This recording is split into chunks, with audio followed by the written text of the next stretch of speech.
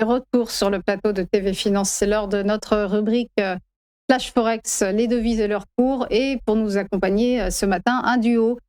Tout d'abord, Philippe Lermy, bonjour.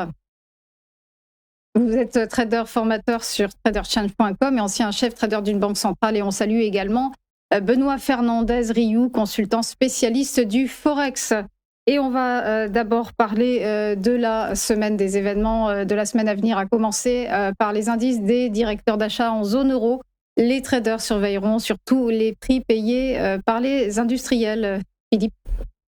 Oui, alors tout à fait. Donc l'indice manufacturier pour la zone euro est attendu stable à 51,6, celui des services donc en hausse à plus 48,6. Alors pour l'Allemagne, l'indice manufacturier donc est attendu lui aussi stable à 50,2 et celui des services en hausse à plus 40,9. Alors il faut savoir qu'outre-Rhin, il y a des forces contradictoires qui agissent. Les dépenses pour la défense et l'investissement dans les infrastructures supportent donc la croissance, mais on a les droits de douane américains ainsi que la guerre en Iran qui ont un effet négatif. Donc dans ces indices, les traders surveilleront surtout la composante prix pour s'assurer qu'il n'y aura pas d'effet de second tour.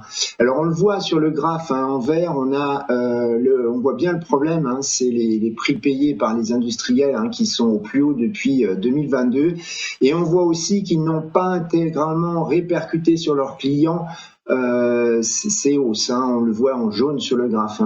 Alors, n'oubliez pas que les traders ils vont aussi regarder dans ces indices s'il y a une dégradation des délais de livraison. Alors, moi, ce qui m'ennuie, c'est qu'il ne faudrait pas que ces indices démontrent que la hausse des taux directeurs de la BCE était finalement une erreur. Avec la révision du PIB aux États-Unis et l'indice core PCE, les traders auront le focus sur l'indice core, mais peut-être plus la Fed. Oui, les temps changent.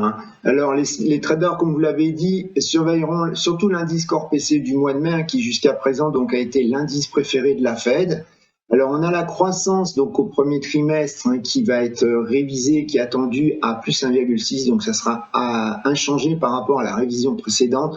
Donc, c'est pas là qu'il y aura le focus des traders sera, ça sera surtout sur l'indice core PCE, puisque avec la hausse des prix de l'énergie, évidemment, les économistes anticipent qu'il augmentera à plus 3,4% sur un an glissant, alors qu'il était de 3,3% précédemment. Et c'est un problème pour la Fed, puisque il est encore plus élevé que le core CPI, qui lui est à plus 2,9%.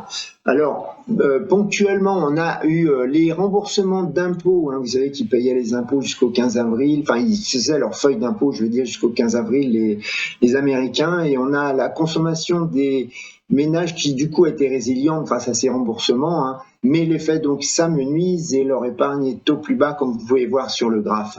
Alors leurs dépenses risquent d'être encore élevées, dans ce chiffre on va le regarder, on a les dépenses,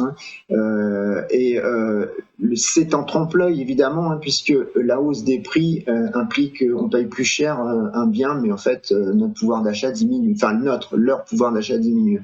Alors on n'oubliera pas que le nouveau président de la Fed, M. Warsh, il a déclaré lors de sa réunion de politique monétaire mercredi dernier qu'une refonte du cadre du travail sur l'inflation faisait partie des 5 chantiers qu'il avait ordonnés.